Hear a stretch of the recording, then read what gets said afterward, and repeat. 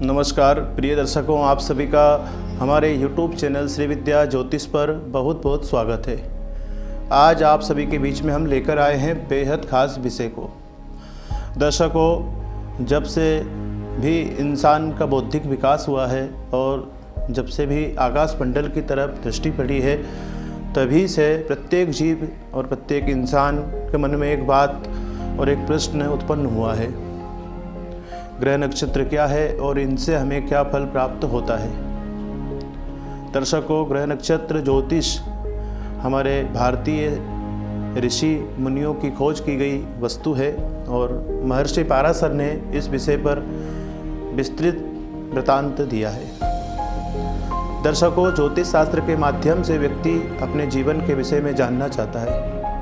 मेरा जीवन आज ऐसा है, कल कैसा होगा, और मुझे वर्तमान में अगर कोई परेशानी चल रही है तो वह क्यों चल रही है, किस ग्रह की महादशा या अंतर्दशा खराब चल रही है। दर्शकों, ज्योतिष शास्त्र में नवग्रहों का और 12 भावों का अर्थात 12 राशियों का वर्णन दिया गया है। हमारी जन्म पत्रिका में 12 भाव होते हैं और सभी भाव से अलग अलग प्रकार के फल सुनिश्चित किए जाते हैं और नवग्रहों का भी फल होता है। सभी नवग्रह अपने स्थान, अपने भाव और अपने स्वभाव के अनुसार हमें फल प्रदान करते हैं। हम हमारी जन्मपत्रिका के विषय में विचार क्या कर सकते हैं और हमें क्या विचार करने से लाभ प्राप्त होगा और किन पहलुओं पर हमें कार्य करना चाहिए, किन ग्रहों का उपाय करना चाहिए जिससे हमारे जीवन में चल रही कठिनाइयाँ दूर हो। नवग्रहों का विशेष वर्णन दिया गया है। विशेषतः सूर्य, चंद्र, मंगल, बुध, देवगुरु बृहस्पति, शुक्र, शनि, राहु, केतु। 12 राशियों का वर्णन दिया गया है। मेष, वृषभ, मिथुन, कर्क, सिंह, कन्या, तुला, वृश्चिक, धनु, मकर, कुंभ, मीन। नवग्रह और 12 राशियों, इनके आधार पर ही हमारा जीवन संचालित होता है। दर्शकों, हमारी जन्म पत्रिका के आधार पर हमें क्या उपाय करना चाहिए जिससे हमारे जीवन में चल रही कठिनाइयाँ दूर हो। हमारी जन्म पत्रिका में सभी ग्रहों का फल होता है, सभी ग्रहों का महत्व भी होता है। सभी राशियाँ, प्रत्येक भाव में अलग अलग राशियाँ विराजमान होती है। सर्वप्रथम बात करेंगे हम लग्न भाव के स्वामी जो होते हैं, सबसे अधिक बलवान ग्रह माने जाते हैं। अगर उनकी स्थिति कमज़ोर है अर्थात अष्टमेश के साथ में संबंध बनाए हुए हैं या शत्रु भाव में विराजमान है या शत्रु ग्रह की उनके ऊपर दृष्टि पड़ रही है, तो ऐसी स्थिति में लग्न भाव के स्वामी का फल कम हो जाता है। द्वितीय भाव के स्वामी से भी यही विचार किया जाता है। तृतीय भाव का स्वामी हमारे पराक्रम की वृद्धि कारक होते हैं। चतुर्थ भाव से हमें भूमि, भवन, वाहन, नौकर चाकर का सुख प्राप्त होता है और पंचम भाव से हमारा बौद्धिक विकास होता है, संतान सुख, प्रेम संबंध, इन विषयों पर विचार किया जाता है। षष्ठम भाव रोग, शत्रु, चिंता, व्यसन, इनके विषय में विचार किया जाता है। सप्तम भाव से विशेषता दाम्पत्य जीवन, साझेदारी से जुड़े हुए व्यापार के विषय में विचार किया जाता है। अष्टम भाव विशेष महत्व बताया गया है अष्टम भाव का। अष्टम भाव की स्थिति के आधार पर हमारे जीवन का निर्णय होता है और हमारी आयु का निर्णय भी अष्टम भाव से ही होता है। अष्टम भाव का जो स्वामी है किन ग्रहों के संबंध में है अर्थात किन ग्रहों की दृष्टि संबंध है, किन ग्रहों के साथ में बैठा हुआ है, उसके आधार पर हमारे आयु का और हमारे जीवन का वृतांत फल उत्पन्न होता है। नवम भाव के स्वामी हमें भाग्य, उन्नति अर्थात यात्रा में विशेष लाभ प्रदान करने वाले होते हैं। दसम भाव से कर्म क्षेत्र को देखा जाता है। हमारा कर्म क्षेत्र किस दिशा में होना चाहिए, यह दसम भाव के स्वामी की स्थिति के आधार पर निर्धारित होता है। एकादश भाव से मित्रों का सहयोग, बड़े भाई का सहयोग अर्थात आय के संसाधन किस प्रकार है हमारे जीवन में। द्वादश भाव जो होता है वो भाव व्यय का होता है। वहाँ से हमारे खर्चे के ऊपर अर्थात हमारे जीवन में अनैतिक क्या हो सकता है उस विषय में विचार किया जाता है। ये 12 भाव होते हैं, नवग्रह होते हैं। सूर्य, चंद्र, मंगल, बुध, बृहस्पति, शुक्र, शनि, राहु, केतु, सभी का बेहद खास फल होता है। सर्वप्रथम बात करेंगे हम सूर्य ग्रह की। सूर्य ग्रह का शुभ होना बेहद शुभ माना जाता है। शुभ होने के साथ साथ में अगर सूर्य ग्रह हमारे बलवान हैं तो हमारे जीवन में बेहद खास फल प्राप्त होता रहता है। चंद्रमा मन के कारक ग्रह माने जाते हैं, अर्थात चंद्रमा की अशुभ स्थिति में हमारा मन कहीं ना लगना, अर्थात मन की स्थिति हमेशा विचलित होना, यह स्थिति उत्पन्न हो सकती है। मंगल पराक्रम के, भूमि के, वाहन के कारक है। मंगल की अशुभ स्थिति में यह सब हमें प्राप्त नहीं होता है, अर्थात इन संसाधनों को प्राप्त करने के लिए हमें कठिनाइयाँ भी उत्पन्न हो सकती है। आगे हम बात करेंगे बुध ग्रह की।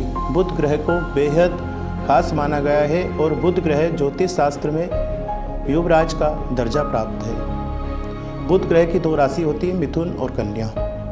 मिथुन राशि के स्वामी होते हैं और मिथुन लग्न की अगर कोई जन्म पत्रिका है और उस पत्रिका में बुध ग्रह उच्च स्थिति में विराजमान है, मूल त्रिकोण में है, अर्थात अपने मित्र ग्रह के संबंध में है, तो हमें बेहद खास फल प्रदान करते हैं। देवगुरु बृहस्पति सबसे अधिक इस पृथ्वी पर फल देने वाले ग्रह माने जाते हैं। देवगुरु बृहस्पति का शुभ होना हमारे लिए बेहद खास होता है, अर्थात समृद्धि, संतान, चिकित्सा क्षेत्र से जुड़े हुए लोगों के लिए तो देवगुरु बृहस्पति का शुभ होना अत्यंत आवश्यक होता है। शुक्र ग्रह भौतिक सुखों के कारक होते हैं, भौतिक समृद्धि हमें प्रदान करते हैं और देवगुरु बृहस्पति परलौकिक सुख हमें प्रदान करते हैं और शुक्र ग्रह लौकिक सुख हमें प्रदान करते हैं। हमारे जीवन में क्या संसाधन हमें प्राप्त हुए हैं, हमारे पास क्या व्यवस्था है, इसके आधार पर हम शुक्र ग्रह का विचार कर सकते हैं। शनि ग्रह बेहद खास ग्रह माने जाते हैं। शनि ग्रह की 7.5 अर्थात लघु कल्याणी ढैया, इनमें व्यक्ति के जीवन में बदलाव होता है। शनि ग्रह अत्यंत प्रभावशाली ग्रह माने जाते हैं। शनि ग्रह के विषय में ऐसा बताया गया है कि शनि ग्रह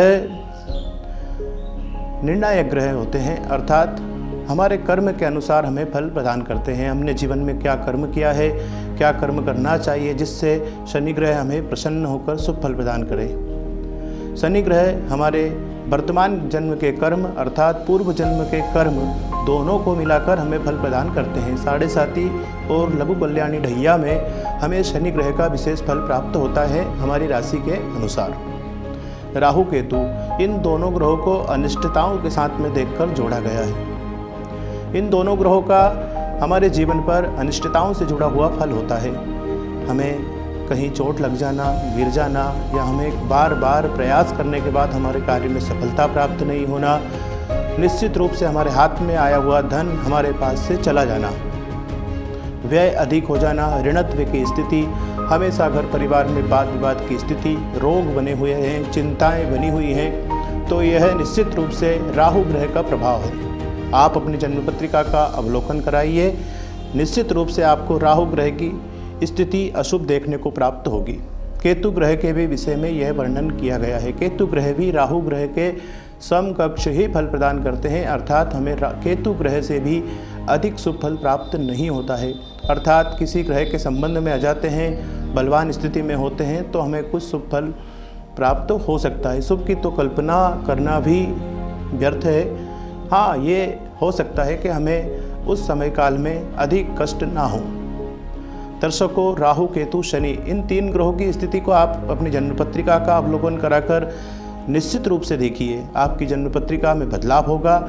जन्म पत्रिका वह वस्तु है जिसके आधार पर संपूर्ण जीवन का वृतांत किया जा सकता है। हम जानते हैं कई लोगों के मन में कई प्रकार के प्रश्न उत्पन्न होते हैं और कहते हैं हमें बता नहीं पाए या हमें मार्गदर्शन ठीक से प्राप्त नहीं हुआ, तो वह स्थिति ऐसी हो सकती है कि वह व्यक्ति सही से जानने वाला नहीं होगा।